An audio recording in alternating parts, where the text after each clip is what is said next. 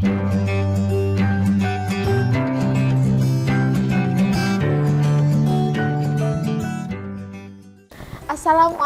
warahmatullahi wabarakatuh. Nih, kembali lagi dengan saya Isnani Nur Fazriah pada mata pelajaran geografi. Nah, untuk kali ini kita lanjut mengenai modul 12 pada unit 2 dengan tema Menata Indonesia Semakin Maju.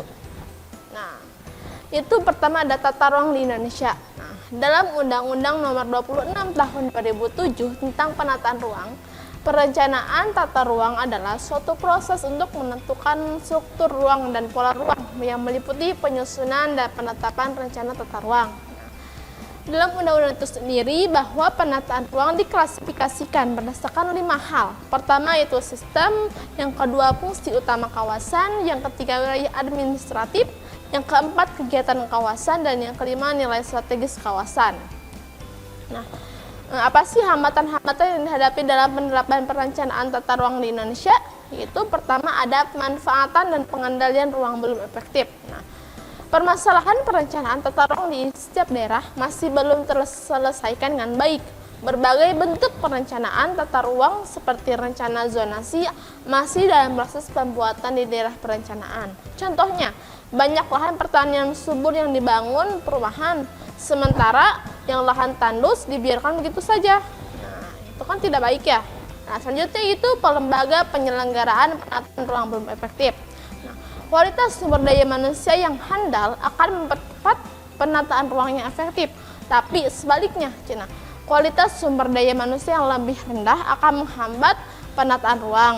Nah, koordinasi dan kerjasama antar lembaga pemerintah sangat diperlukan dalam penataan ruang untuk menyinkronkan antara potensi yang dimiliki, kebutuhan wilayah, serta keberlanjutannya di masa yang akan datang.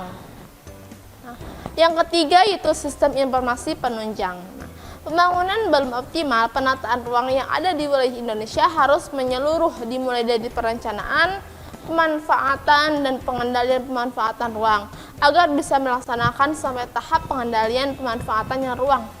Dibutuhkan sistem informasi yang menunjang pembangunan. Namun sistem informasi penunjang belum tersedia secara optimal, sehingga monitoring dan evaluasi penataan ruang masih terhambat.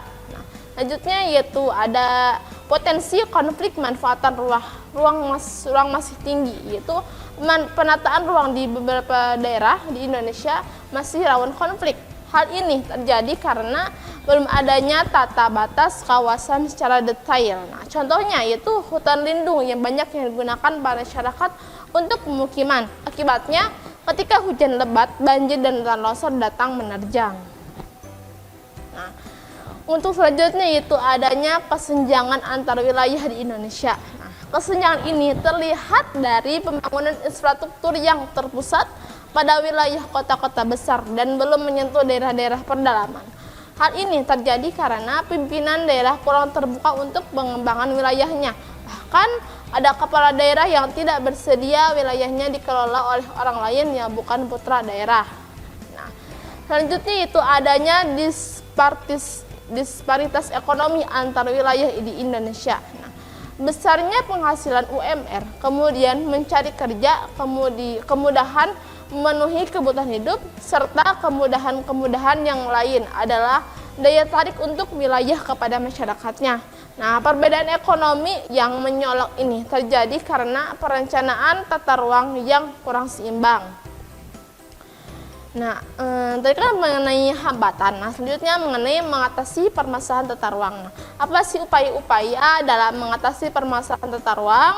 Nah, pertama yaitu peningkatan kualitas sumber daya manusia untuk penataan ruang. Sumber daya manusia yang baik akan mampu membuat detail tata ruang sebagai konsep pembangunan berbasis rencana, di mana hal itu sebagai cara untuk memeriksa pelanggaran pemanfaatan tata ruang, serta sebagai dasar penegakan sanksi dan hukum. Nah, sebagai contohnya yaitu hak penarikan kepemilikan tanah, penghancuran gedung, dan lainnya. Nah, yang kedua yaitu penguatan kerjasama pemerintah daerah. Nah, penataan ruang yang mencakup beberapa daerah harus dapat dikoordinasikan oleh pemerintah daerah dengan baik. Nah, penataan ruang yang tepat dapat mengurangi permasalahan dan hambatan dalam penerapan tata ruang.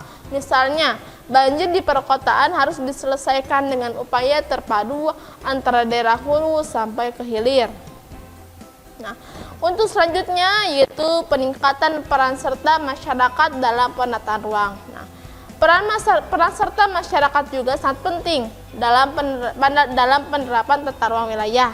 Masyarakat sebagai pelaku pembangunan dapat mendorong efektivitas proses penataan ruang.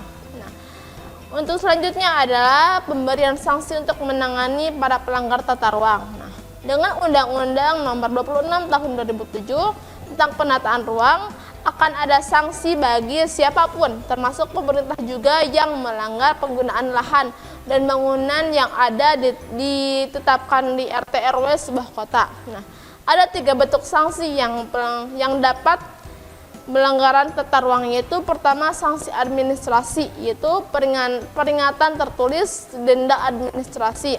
Nah, yang kedua penutupan kegiatan usaha dan pembongkaran bangunan.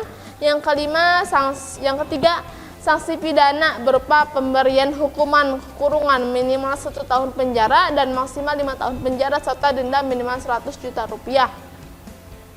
Nah, apa sih itu pembangunan berkelanjutan? Adalah proses pembangunan baik pengolahan lahan, penataan kota, pengembangan ruang bisnis, penataan pemukiman masyarakat, serta berbagai pembangunan lainnya yang berprinsip memenuhi kebutuhan sekarang tanpa mengorbankan pemenuhan kebutuhan generasi yang masa depan. Nah, apa sih prinsip-prinsip dalam pembangunan berkelanjutan? Yaitu pemerataan dan keadilan sosial, menghargai keanekaragaman, pendekatan integratif, perspektif pada jangka panjang. Selanjutnya itu permasalahan yang sering dialami dalam pembangunan berkelanjutan. Pertama, masalah kemiskinan. Nah, berdasarkan data Badan Pusat Statistik atau BPS, jumlah penduduk miskin di Indonesia pada tahun 2019 mencapai 25,14 juta jiwa atau sekitar 9,82% dari total penduduk. Nah, artinya penduduk di Indonesia masih banyak yang miskin. Tentu hal yang demikian ini akan mempersulit arah pembangunan bangsa. Yang kedua itu keterbatasan akses pangan. Nah, permasalahan kebutuhan bahan pangan di Indonesia adalah akses area wilayah produsen pangan yang kurang mendukung. Nah, selanjutnya itu kerusakan lingkungan. Nah, pelaksanaan pembangunan yang mengabaikan prinsip pelestarian lingkungan, akibatnya justru terjadi kerusakan lingkungan. Padahal dalam pembangunan berkelanjutan harus mengedepankan pelestarian lingkungan. Nah, sebagai contohnya yaitu akibat yang ditimbulkan dari kerusakan lingkungan adalah banjir bandang yang melanda Wasior, Kabupaten Teluk, Bondaman, dan Papua Barat. Sekian mungkin itu yang dapat saya sampaikan. Mohon maaf, mudah-mudahan teman-teman semua memahami apa yang dapat saya sampaikan. Akhirul kalam, wassalamualaikum warahmatullahi wabarakatuh. Kunjungi sosial media lainnya seperti website kami di pkbmalkata.com, Facebook PKB Malkata Mananjaya, Instagram PKB Malkata Official. Dan terima kasih telah klik video ini. Jangan lupa like, comment, share, and subscribe untuk menunjukkan dukungan kamu terhadap channel ini. Enjoy the video PKB Malkata.